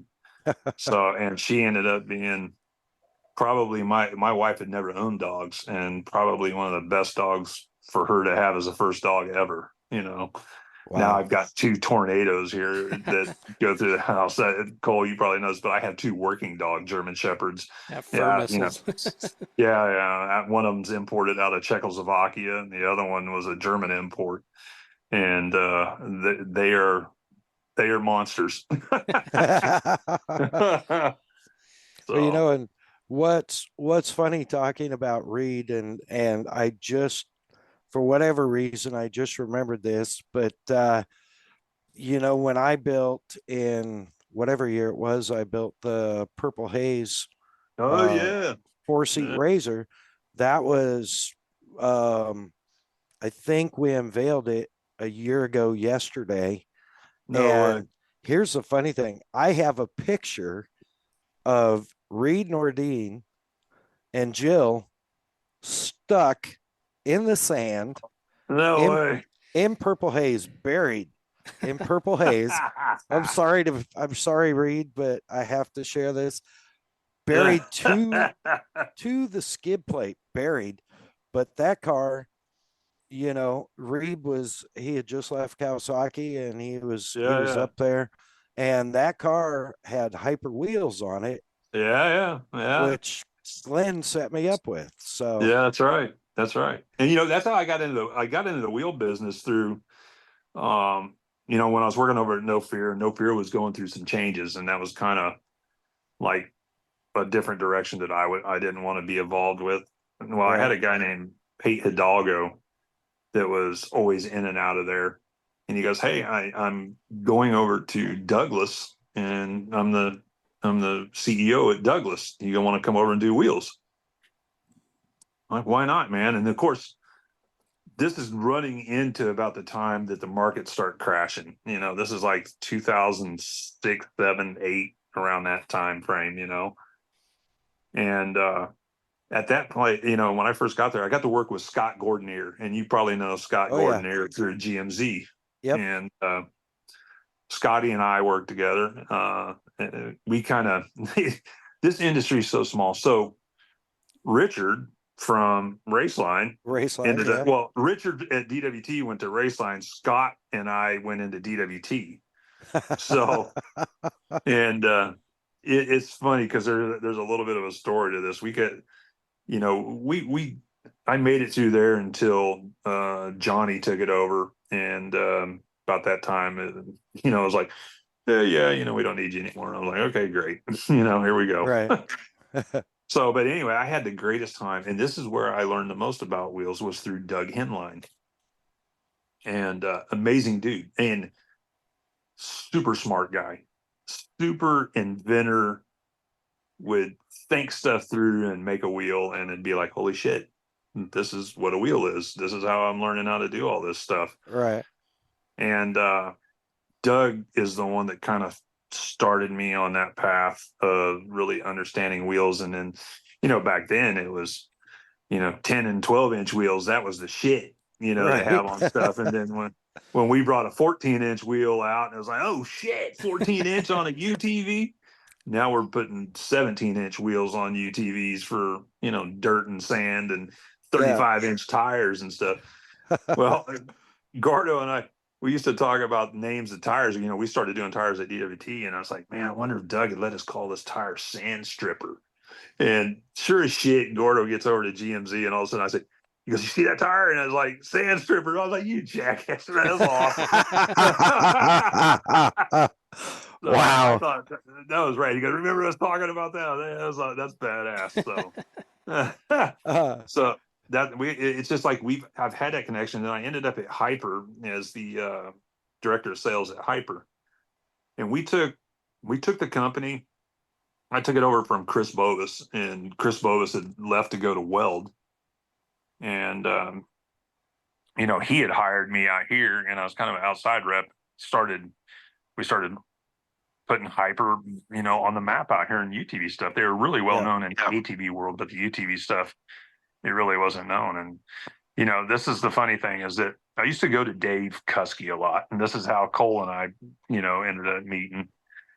But we kind of always with Hyper were able to change the size of the wheels and the offsets of the wheels. And the offset guys, this is the funny thing, and this is what I've learned through Mike Shot.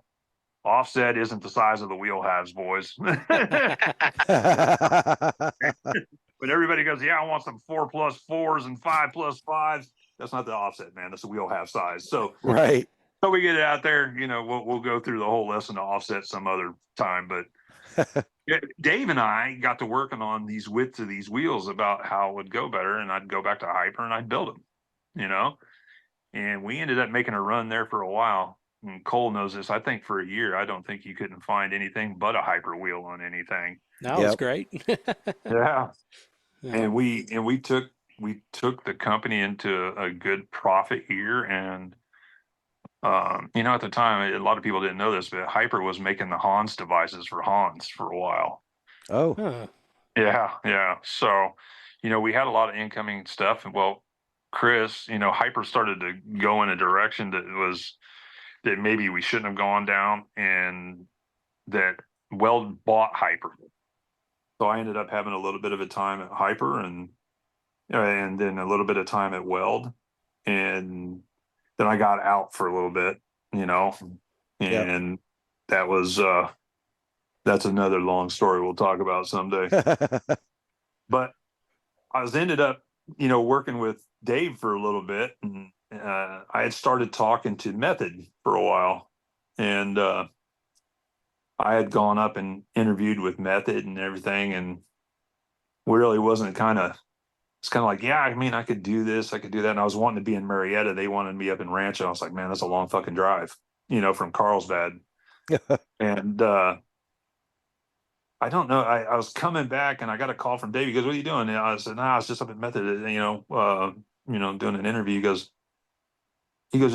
are you by me right now? I said, I can get by you. And he goes, come by, see me.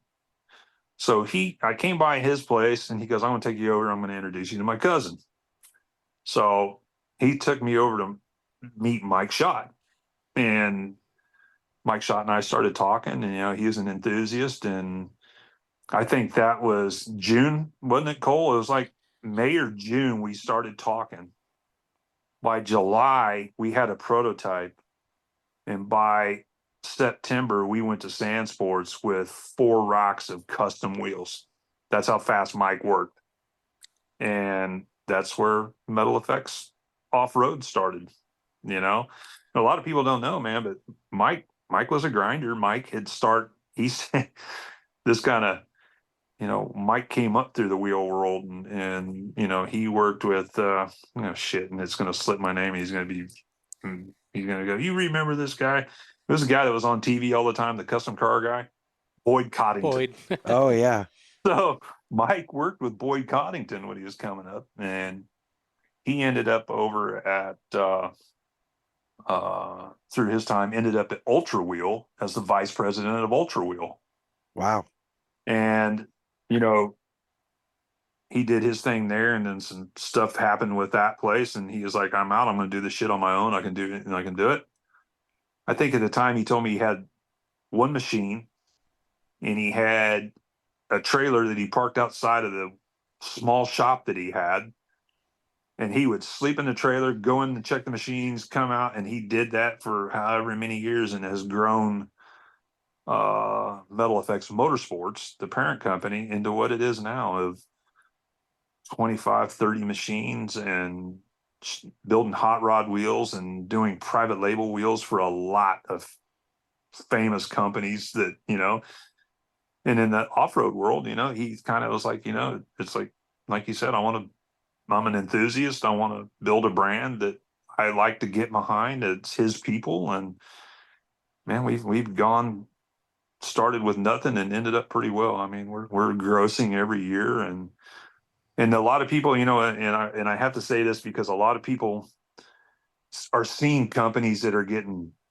sucked up by all the equity firms and Yes. stuff like that. You know what I mean? Especially in the UTV and off-road industry now. Completely. And I mean, I was shocked when I heard Method, was bought by Fox, Oh.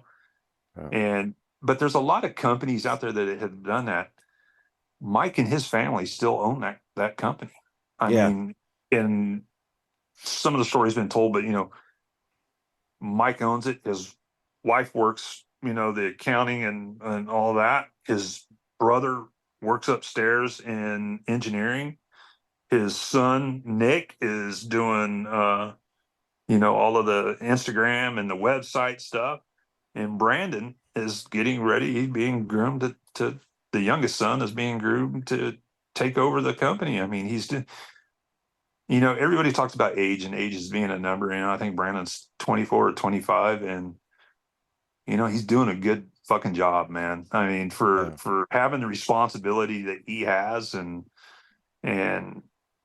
what he knows about the business already in his young self, and Nick, and I'm going to say this too, Nick is a talented wheel designer that comes up with some of the amazing designs that we have. And Mike knows every fucking thing. I mean, Right. I mean, dude, he could.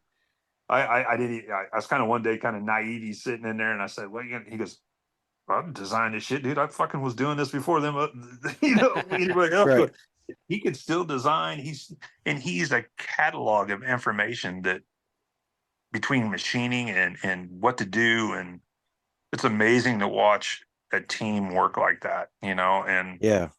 if it wasn't for Dave saying, "Hey, come see me. I need to take somewhere," I wouldn't end up where I'm at right now. And dude, I just turned 58 on the 14th of June, and Happy I'm like, birthday. Happy birthday. I'm like, I'm trying to make a hard run here until I can retire. And if it wasn't for the shots and being as supportive they are and listening to my ideas and crazy shit that I want to try, sometimes they're like, "Man, fuck that, dude. No way. No, we're not going to do a design like that. That'd be really fucking cool. Let's try it out." They've been an amazing company to work for, and it makes you value somebody that is kind of held it together, fought off having to do anything with an equity firm, and everything that they do in that business is out of their pocket. So the more profit, the more new shit we get, and Yeah, that's and how it's supposed to be. they build some nice stuff. I know on my kicker razor there, I've got the Delta comp cuts, and Yeah, folks, you can find those on Instagram at MetalFX Motorsports or MetalFX that's all Off right. Road. Yeah, Yeah, the word nice is not quite enough, but I know what Right. you're getting at, Lauren. Yeah. And it's weird to use the word proud, but I get so proud of you guys. I mean, especially the second year of the Sand Show coming out. The first year was, hey, here we are, we're making moves. The second year was, if you have the nicest rig, it's got to have the nicest wheels. And so it was, Yeah. I felt like a kid going build to build, showing people, go, look at that. That's a Metal Effects wheel. That one is too. That one. I mean, the whole show on any car that was worth anything by the second year had Metal Effects on it. And I'm like, Yeah. I know and love those guys. This is epic. yeah. You were part of the whole, with us building it. Hell, when I was sitting in there working with Cole and everything, and Dave's shop, doing some part-time stuff, I was putting Metal Effects Off Road together at the same time. And I finally got to the point where I was talking to Mike. I said, "Dude, for me to really do this, I need to be full time." And he goes, "We made a deal." And for a year straight, I was driving back and forth to Garden Grove from Carlsbad, an hour and 20 minutes one way. Wow. And we grinded, man. We're still grinding, you know. Yeah. And Our cast wheels are evolving, the forged wheels are evolving, and we got more competition now in the forged program, right. and so we're trying to. I mean, we just had a discussion not too long ago, Mike and Brandon and myself, and he goes, "I want to knock something out of the park. I want to build a wheel that is just going to make people go, holy fuck." So I think you might see something really crazy come sand sports. Well, stay tuned for Perfect that little one. teaser. Yeah. Yeah.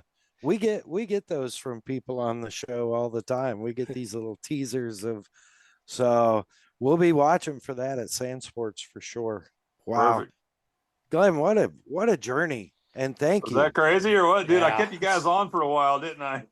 No, we're happy to do it. I mean, it's, Yeah.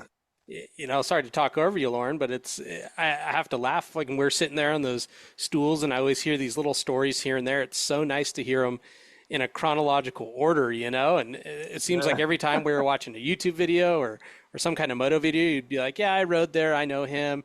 I got his butt patch, and Yeah. it's just nice to have this time to have this great storyline. I think Cole has a lot of my old trophy A shit. Like, lot. but Yeah. I've given him a lot of fucking, pants and jerseys. I Uh-huh. gave you one of the jerseys I wore and everything. So, Oh yeah, think about you every day. I got the Stephen Everts pants out in the garage Stephen hanging Everts them, pants. and I wore the Yeah, No Fear jacket you gave me at the 24 hour this year. It kept me alive, so thank you for that. that's rad, dude. That's super cool, man. That's super cool. I'm super happy for that, man. Yeah. And it's so funny. I just want to throw this in there because if you talk about Dave, Kuzkizinski, that's what we call him. So Uh, yeah. No, Super Dave, Disco Dave. yeah, If it and the same, I could say the same thing if it wasn't for him bringing Cole in and yeah, hauling Cole up to, well, bringing him in. I mean, I met him, I think, in Glamis before he worked for Dave. Yep, I yeah. was freelance, But Freelancing it. then non-industry. bringing Cole up to Doomfest that first year that Cole came up, and it was like, without that, Yeah. um, I really probably wouldn't have a relationship with someone that I consider my brother. So, Yeah. it's pretty crazy. So, Dave, I know you're probably going to listen. Thank you. He listens. I got a text some feedback from him on a recent episode while he was driving up to Coos Space. So Yeah, There yeah, you yeah. go. I was like, dude, thank you so much. So I feel sorry for your daughter who's got to edit all this shit. She's gonna go like, "What yeah, the fuck I got to put into this thing, man?" yeah. Well, that's all the videos. She's got to do all the video. Cole has to do all the audio. So Oh yeah, Cole, you're a host, buddy. Yeah. yeah, he's he's got some he's got some work to do, but not too much on No, most of it. Most of it's my blurbs, so my yeah. mess ups. So No, it's but awesome, man. And I forget shit. Like I'm sitting here thinking about, damn, I was at the motocross destinations race when Greg Albertine hit a fucking deer going down the hill in Switzerland. Whoa. I was at that race, dude. Or wow. watching Stephen Edwards, not quite getting the championship from, that year, and I watched a lot of great racers and got to know a lot of the great racers over in Europe and some of them here. I ended up in some really cool spots, and with my good buddy Lauren Lowry, who was driving for KTM and Chad Reed and James Stewart. And so I, Yeah, through a lot of people, I got to meet a lot of people. yeah, that's pretty rad. Well, I think we're probably pushed up on time. We probably need to wrap, but No problem. first, Glenn, special thanks, special anybody anybody you want to give a shout out to? Anything you need Yeah, to put out there? I have one of the most awesome, caring wife that has let me do things in you know, in a way that maybe I shouldn't have done it or spent money that I shouldn't have spent, but has supported every step that I've ever taken. And I've got two amazing daughters, one that still lives in Germany where she grew up and has an amazing cafe over there in a very medieval town that, and I have a daughter here through Kim that, through Sharon that, has really become my blood, my daughter. And I've got two amazing granddaughters, one with my daughter in Germany and one with our daughter here, Kim. And I've got an amazing grandson with Kim. And without my family, without my dad, and without my military brothers, I would not be the person that I am today. And I can't thank people enough that my journey, Lauren and Cole, even, the journeys that I have made and the people that I have run into that have made me who I am and honored me with their presence, So thank you guys.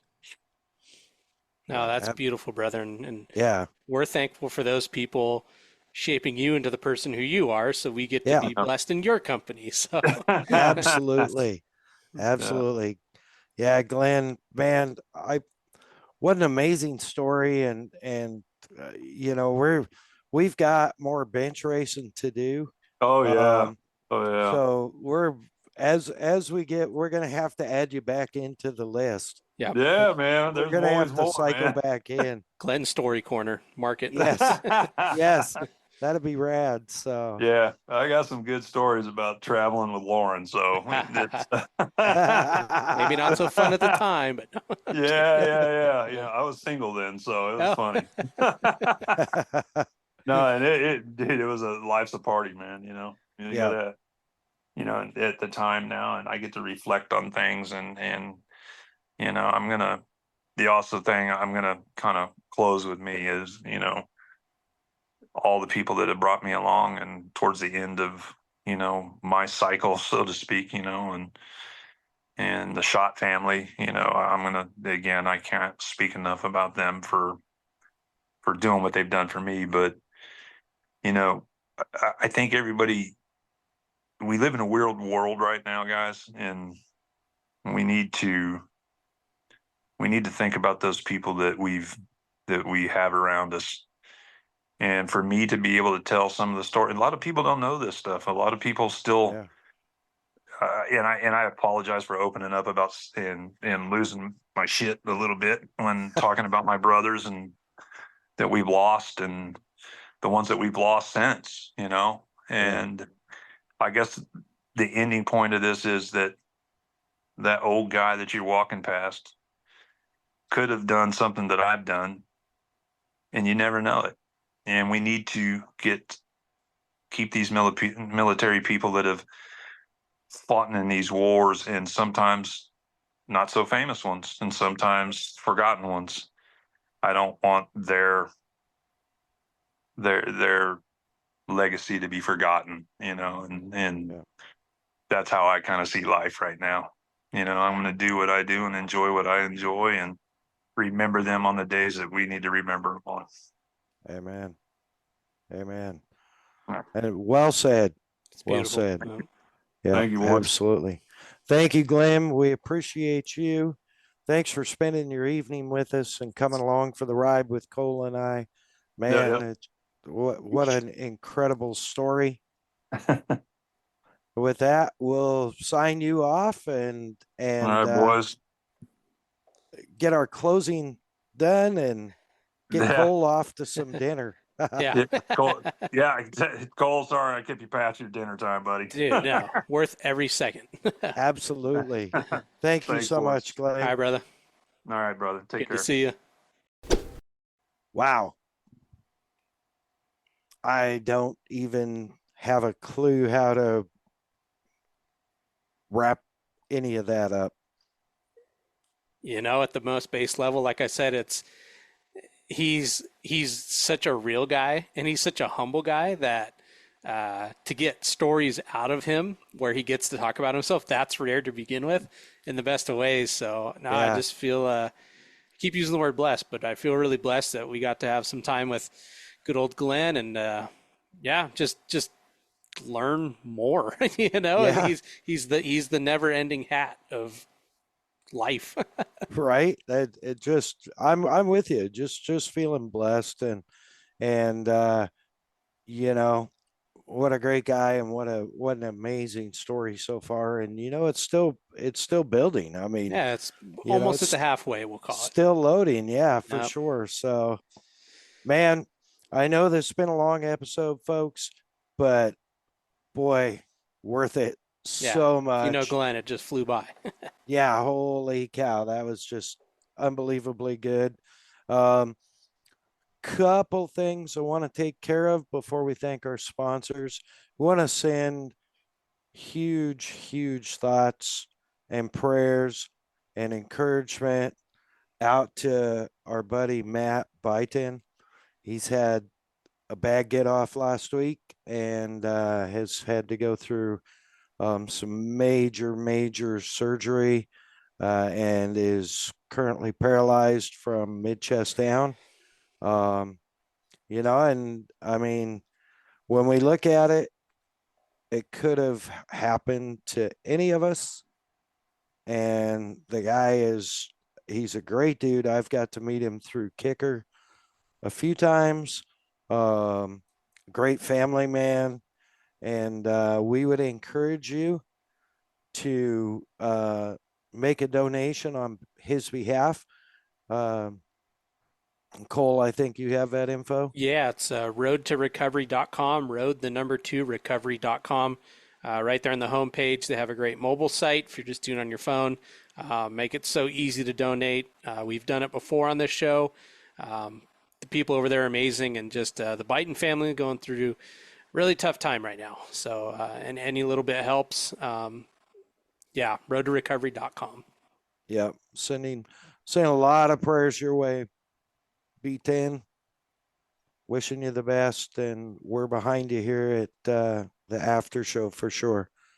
And with that, we want to be sure and thank our sponsors and partners, Kicker Performance Audio, Kicker Marine Audio.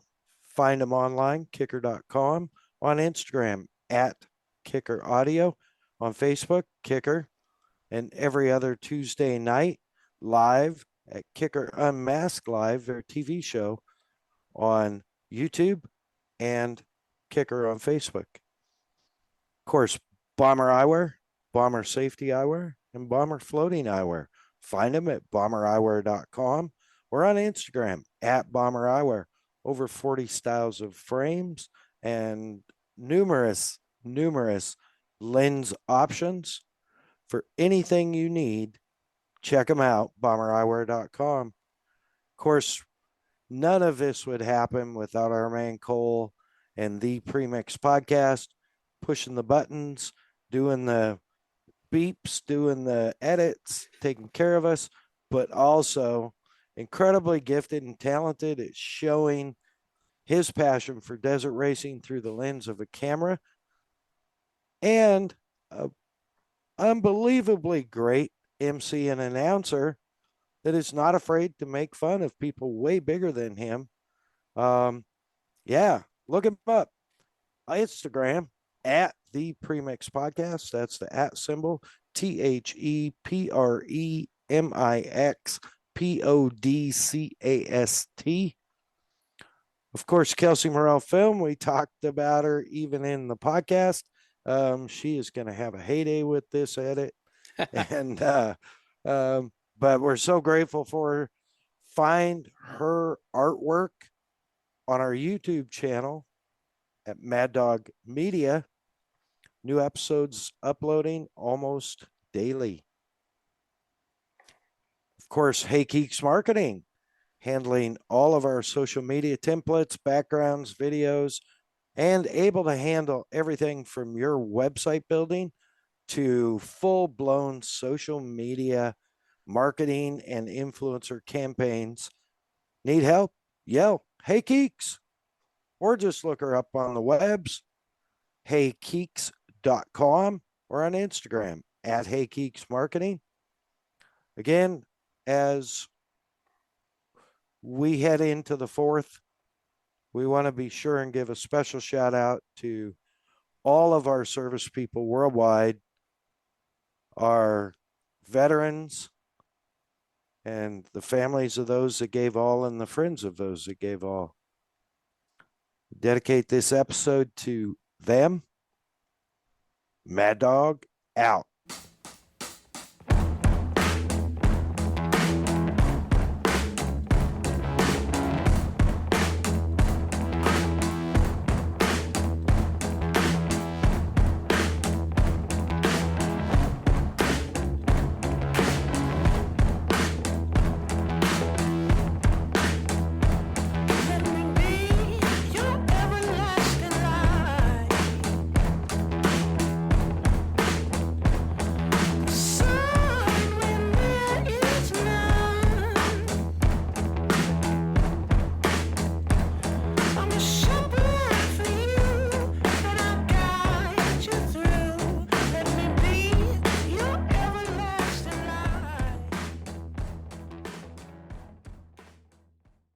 Robbie, That's how you do the podcast.